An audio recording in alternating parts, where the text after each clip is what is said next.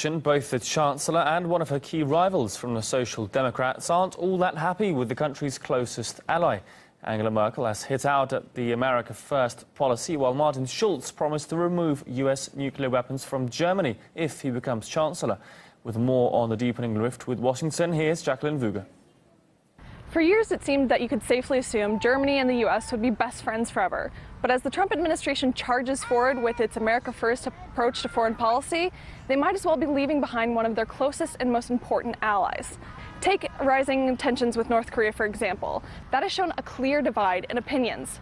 Trump saber-rattled and lashed out with threats. North Korea best not make any more threats to the United States.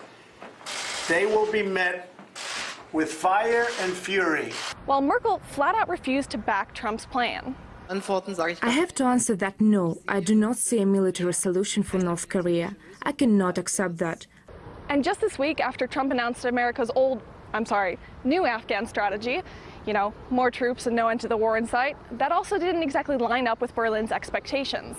It is important that the US discuss with Europeans how we can work together to ensure that the country becomes more peaceful and secure, so that people in Afghanistan do not have to flee to us. We expect that Washington will coordinate its actions with Europe. So it seems Berlin is increasingly irked, if not utterly hostile, towards a number of moves coming from Washington, even when it comes to one of their usual mutual enemies, Russia. Germany was fuming when Trump signed off on a fresh wave of sanctions against Moscow. No, not out of some sudden newfound affection towards Russia, but because the measures were approved without heeding Europe's business interests and could actually end up threatening them.